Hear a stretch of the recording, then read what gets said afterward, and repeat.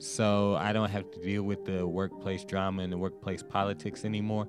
But because I did at one point, you know, and I think I can say this now without any problem, and even if it's a problem, I really don't care. You often wonder how your bosses became your bosses because some of them are as dumb as a box of rocks.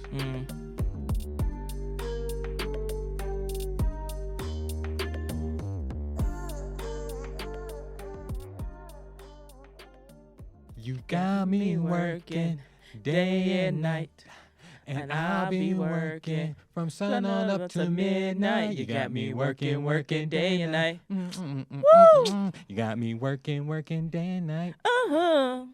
You got me working day and night.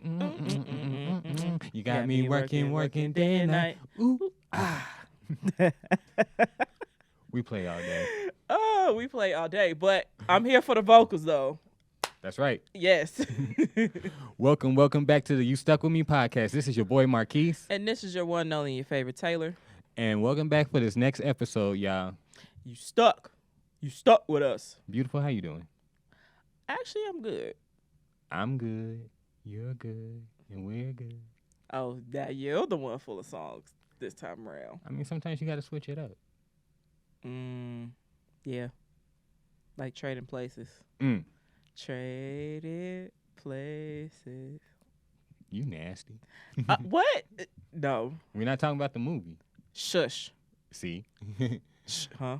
So, y'all, on this episode, we're talking about something that everybody with a job, unless your name is Tommy, should know about. We're talking about workplace drama. Why? Why we have to talk about this today? Because we all dealt with it.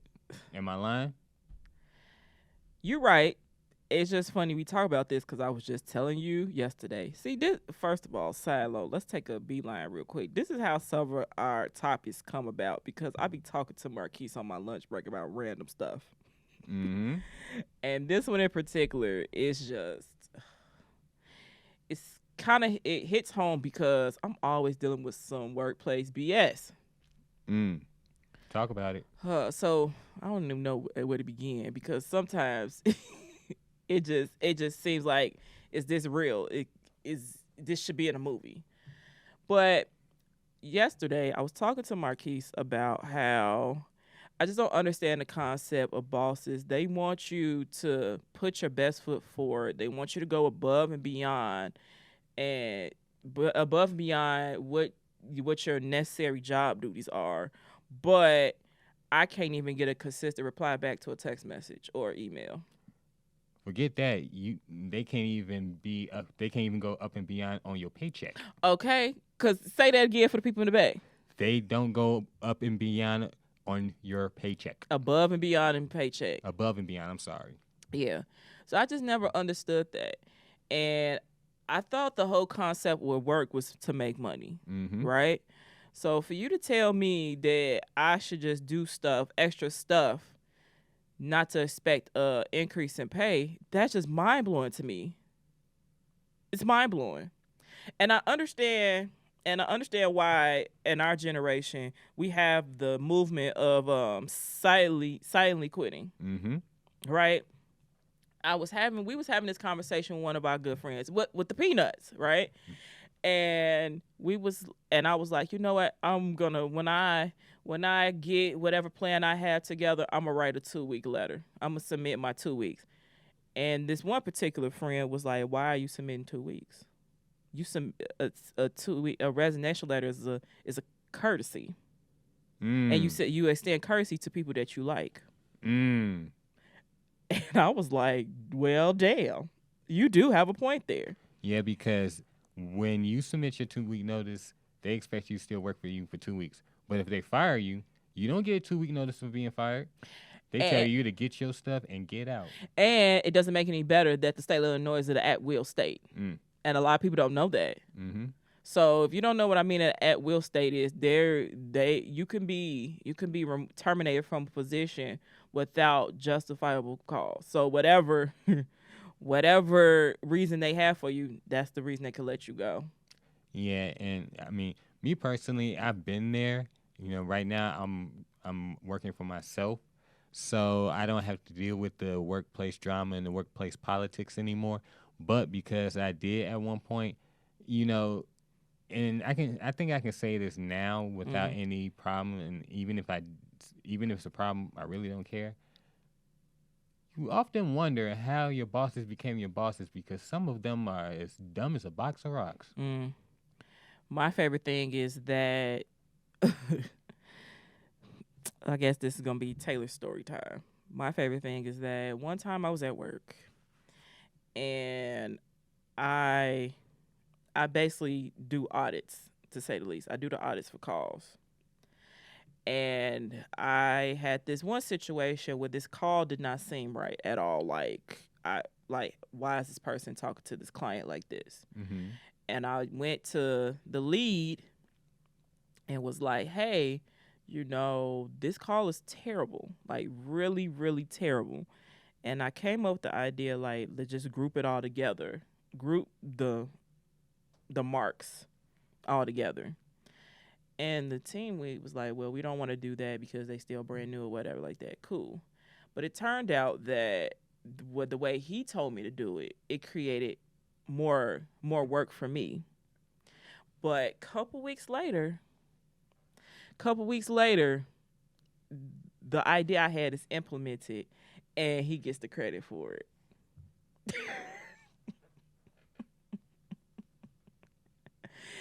And it's like I wanted to say, like, well, I've been doing that, but I was told wrong. But I was at the point where it's like, why even waste my breath?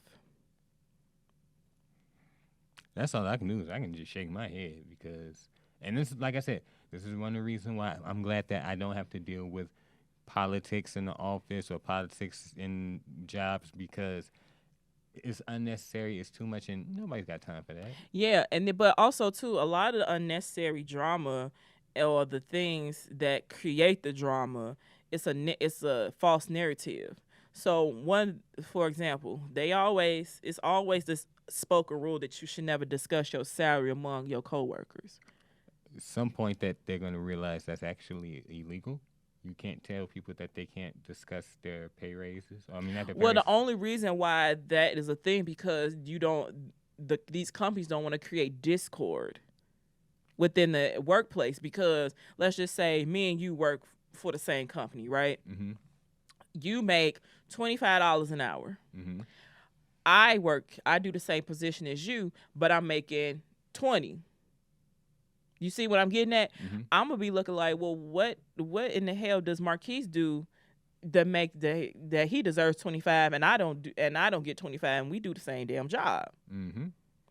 And they try to avoid that, but the thing about it is that's a healthy conversation because you will want to know. This is me personally. You will want to know why is this person making more than you, and you have the qualifications. Ooh, talk about it because sometimes you have the qualifications and they don't. They don't. Why is it a new person? And this was one of the problems why I left my previous employer. It was because new people were coming in making more than me. I'm just tossing numbers out there. So a new person would come in and make, let's just say, $19 an hour. I've been loyal to that company for 5+ years. Why am I still making $18.50? And here's another thing. I'm glad you brought that up. Because, and I learned this, my mom actually taught me this years ago. She told me that when the job starts taking care of you, it's time for you to stop taking care of the job. And then, on top of that, older generations look at us funny because when I say us, I say millennials, Gen Zers. They look at us funny because we tend to job hop from job to job every, maybe 1 to 3 years, where they spent 19, 20, 25 plus years with one company. These companies aren't loyal to us. That company loyalty is long gone. This is a different market, different people, different generation. So if a company's not going to be loyal to us, why should we be loyal to a company? And cost of living has changed. Yeah, we're working. And the thing about it is not only cost of living has changed. Not only that, you got one job and then you have multiple side hustles just to make a month's rent. No. We're doing more work for less. Well, also too, like I mentioned, cost of living has changed because back in the day, you could have one job. Like, what was one job that? Oh, working at a steel mill. You could work at a steel mill, and for a period of time, you have a guaranteed pension plan. You can put your kids through college, and still have enough money to consistently put food on the table. Nowadays, cost of living is so damn high, you have to have at least a side hustle or a very lucrative job. And also, educational requirements have changed too. I remember growing up, I used to hear that all you needed was a high school diploma to work at McDonald's. Now people are making a career out of working at McDonald's. Now people making a career. I mean, that's not a bad thing, making a career working at McDonald's, but other aspects, other positions, you at least now some of them are requiring like an associate or a bachelor's. You know what's crazy? Now a lot of companies are actually getting rid of the mandate that you have to have an undergraduate degree. And that's wild to me because you mean tell me after I spent all these years going to school. I already know where you're going, but no, but for real, I spent all these years going to school, accumulated all this student loan debt. Now it's not required. Slap in the face to everybody.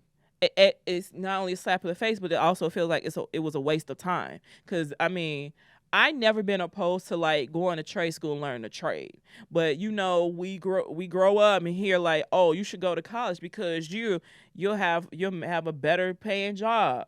Like if you go to college, they still had this little timetable. Like if you go to college for 2 years, you can make like $38,000.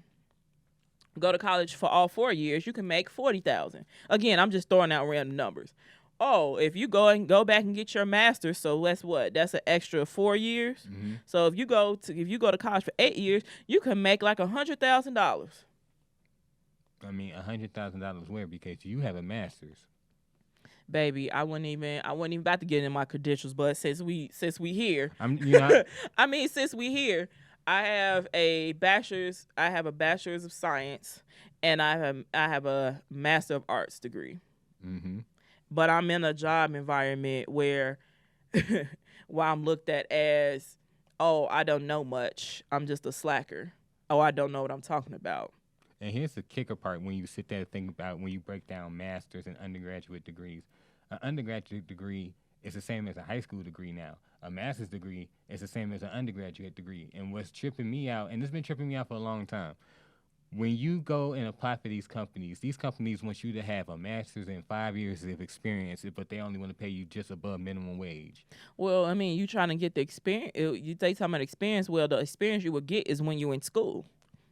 That's not going to cut it. So, and this is the problem that we've been having for a long time. Of course, we're millennials. As when we were coming out of college, the job market was horrible. Horrible, trash, whatever you want to call it. It was as bad as the dating pool, allegedly. I wasn't going to say that because I thought about that. Because we've been hearing that like the dating pool is trash. I hear the same thing. We've been hearing this piss in it. But we tell the older generations this, and they don't believe it because when they were able to buy a house and go to college all on the same paycheck, that's how they were able to get where they are now.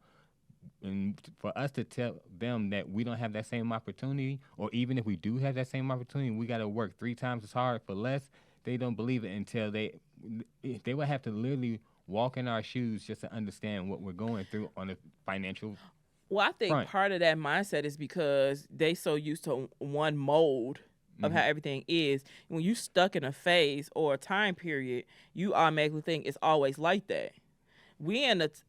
What they went through is different. What we going through now, times have changed. Like there's more technology now. There's people and there's more work from home jobs now. Mm-hmm. Those steel mill jobs or whatever those what they call blue collar jobs. A lot of them are being replaced with technology. Mm-hmm. And I think that's part of the reason why they have that mindset because it hasn't clicked in yet. I'm not going to say denial because some are not in denial. Some are just, stuck in that. But, I mean, sad to say, those times have changed. And it is a little bit harder here.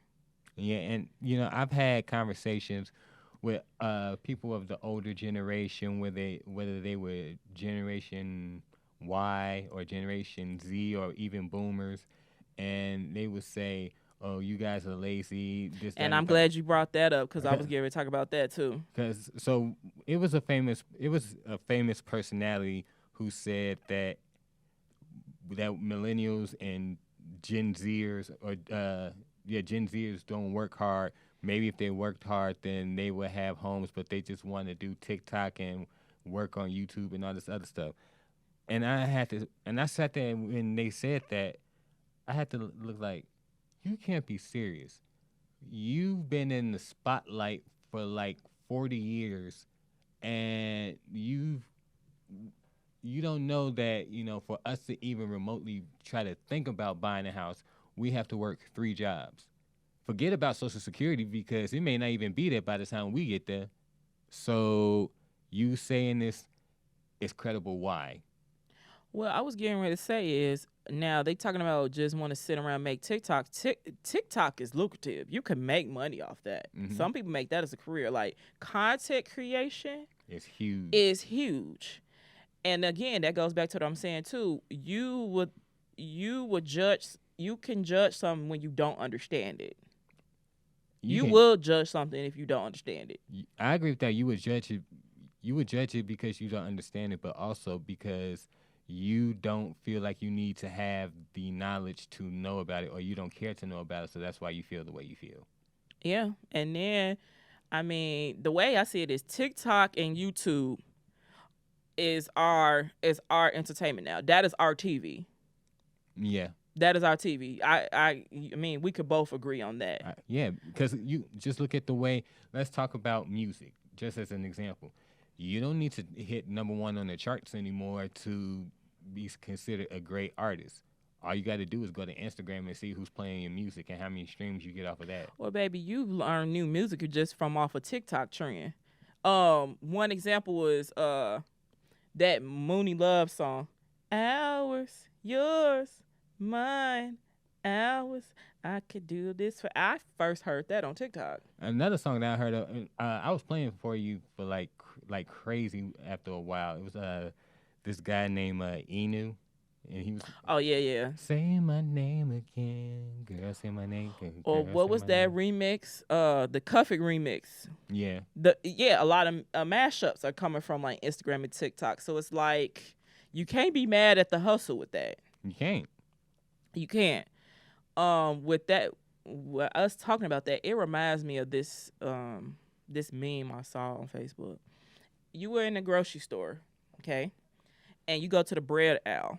There are different types of brands of bread. You got Sara Lee. You got Sara Lee. You got Wonder Bread, which I grew up on. Mm-hmm. You got Mothers, all these types of bread, and you just be thinking to yourself, why should I even continue to be in this market? There's like so many competitors.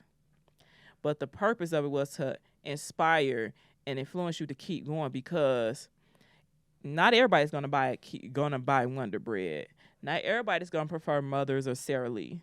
It might be something about your brand that attracts people. Mm-hmm. So you shouldn't give up because there's a lot of people doing it. And that's how I feel about the content creation. There's a lot of people doing podcasts. There's a lot of people doing YouTube skits and whatever. But sometimes it just be a lot and you feel like, why am I doing it? For me personally, I'm going to speak on the aspect of podcasting. Now, we do know that podcasting, the market is kind of saturated, but I like doing podcasts just because I love it. Mm. It's something You're passionate about it. Passion. It's something that I love to do. I love to talk to people, get on here, talk about what's going on in our lives, or talk about what's going on in the culture, in the world. It's another way to connect and communicate with other people, and to have other people realize that whatever they're going through, they're not alone, because you just need somebody to openly talk about it. I am here with you. I'm going to let this slide just because we opened up with Michael Jackson anyway. Far apart, you're always in my heart. And I never want to ever hear you say that you can't sing. I can't sing. Fellas, Fellas, was she just holding a note? I'll get out of 7 out of 10. Oh. I think that's pretty good. Oh, thank you. So the next time that you say that you can't hold a note, you see this thing on your head, it's called cap. That's what you're doing. I mean, to be fair, I did used to sing in choir when I was younger. And why do you say that you can't hold a note? Because I'm low-key tone deaf. But we getting off topic here. It ain't about my singing. But no. So, so the podcast community, the podcast, what's the word I'm looking for? Content creation? No.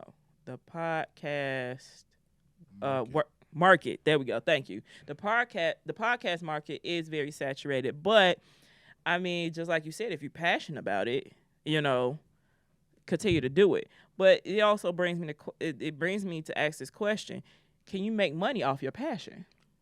Yeah, you can, and I'm gonna put it to you like this: if you make money off your passion, you never feel like you're working. Is that always true though? I say so. Why do you say that? Because if it's your passion and it's something that you love to do, why would you stop? But the only reason I ask that because sometimes you might feel like you want to take a break. It might be a bit much that you want to step out. I mean, me personally, I've had those. I've had at least that mindset twice. And there's nothing wrong with that because you can't go hard all the time or else it's just going to be complete burnout and you're going to shut yourself down right before, especially if you have something that's growing and you're trying to put everything into it and you never stop, it's going to be a burnout. So you want to make this, whatever you're doing, you want it for the long haul, not just for the short term. This is interesting. Steve, what is this? So this is a concept called the Ikigai. It's like a Japanese, I'm going to show it to the audience too, actually. It's like a Japanese like a thought process. Oh, I can just read it, honestly.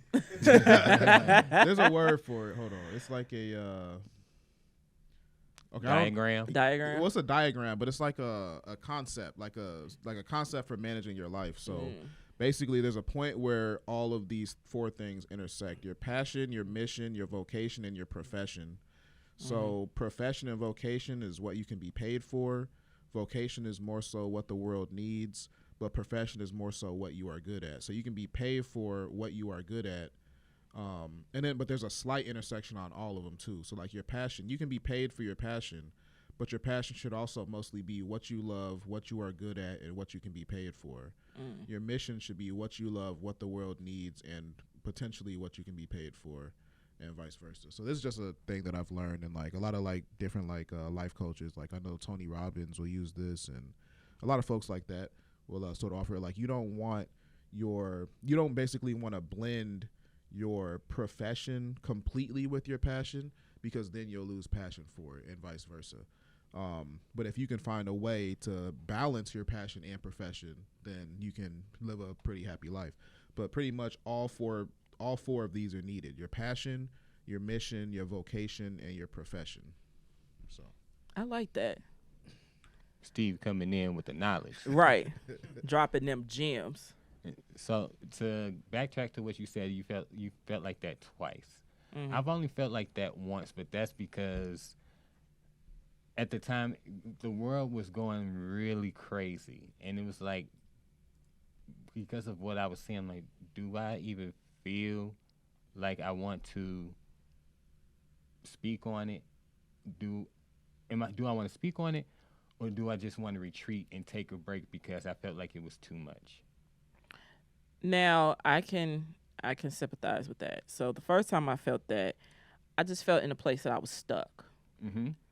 Right?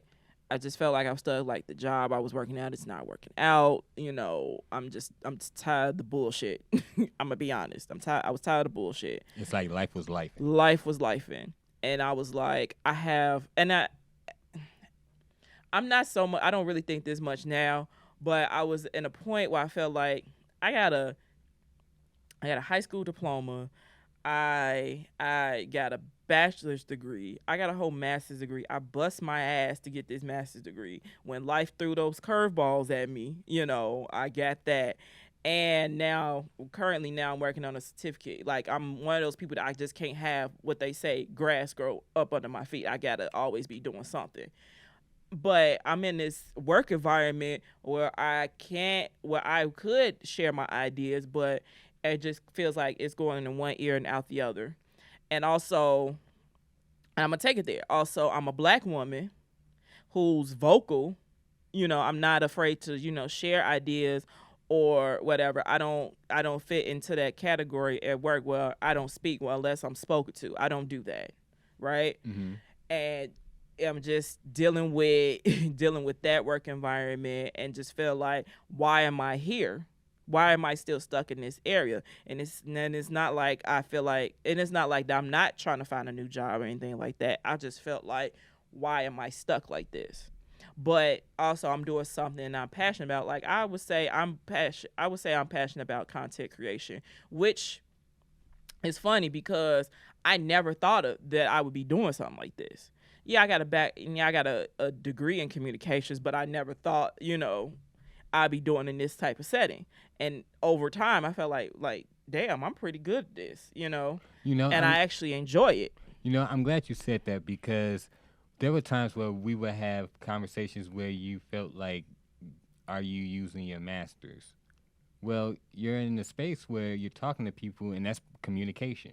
So, no, you didn't waste your time going to get your master's, because you're benefiting from it right now and you're putting it to good use. Yeah, and I was getting ready to say that too. So the second time I felt like that I needed to break, I just felt like I wasn't using what I have.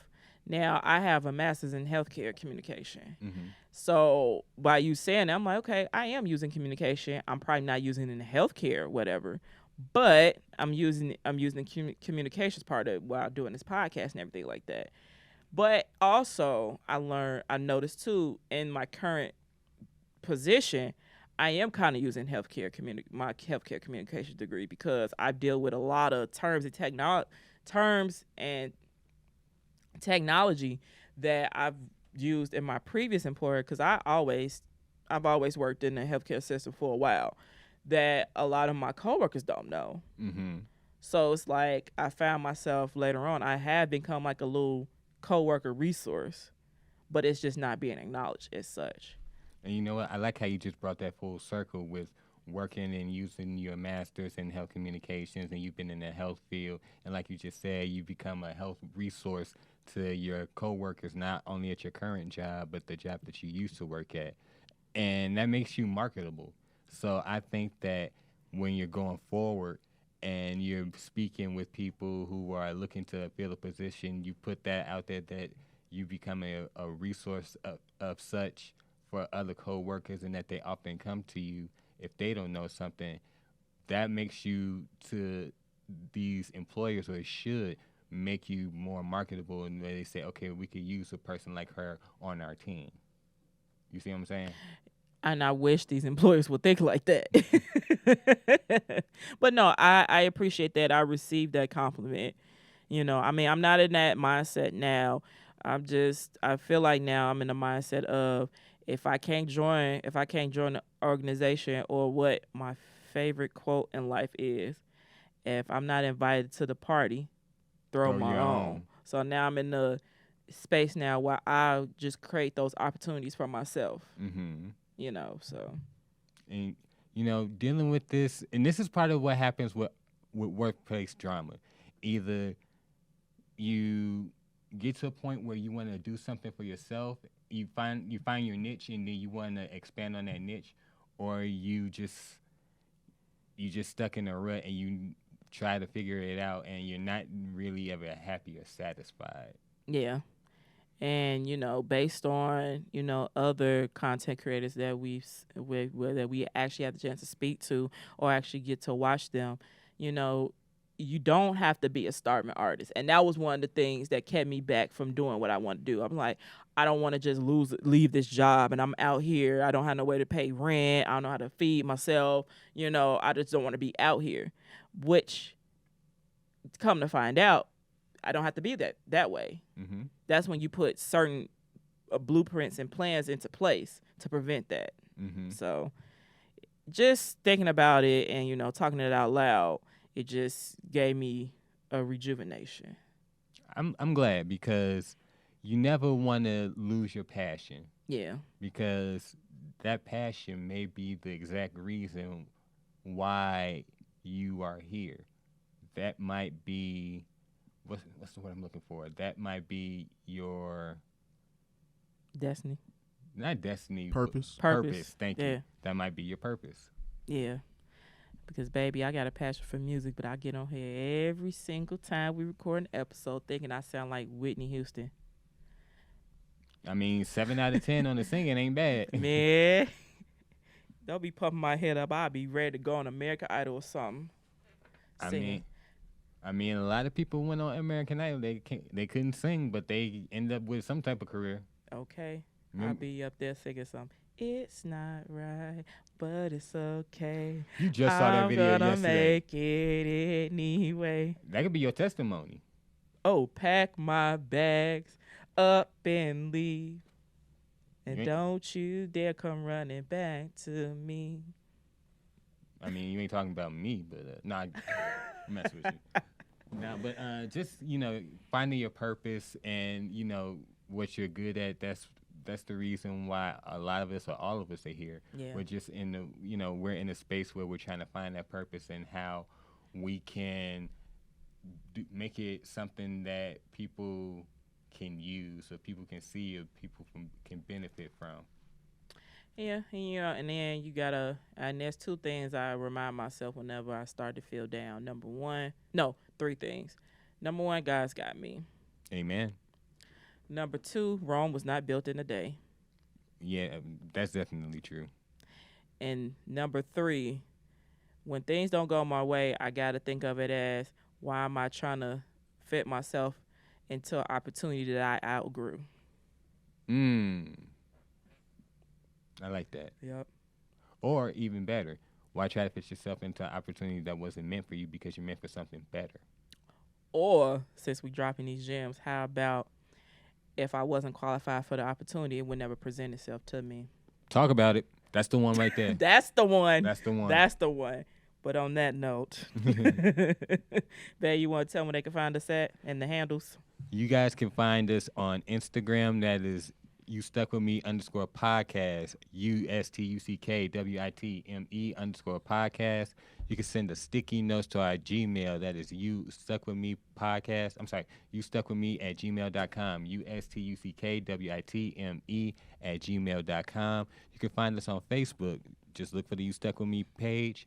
You can find me personally, mine _1, M1NE _1. That is on Instagram and the app formerly known as Twitter. And you can find me on IG and the app formerly known as Twitter under Queen Points. That is PO1NTZ. Again, that is Queen Points, PO1NTZ. And if you want some more behind the scenes stuff about, I guess y'all gonna see me try out for American Idol because I got a 7 out of 10. Y'all can see my American Idol auditions on TikTok. Thank you. On TikTok before the government shut us down. That is Queen Points 22. Again, that is Queen Points 22. And if you guys want to see more of our episodes, you can go to YouTube. Just type in You Stuck With Me podcast. You can find us on Spotify. You can find us on Apple. And if you're on Apple, make sure you rate, review, subscribe, share.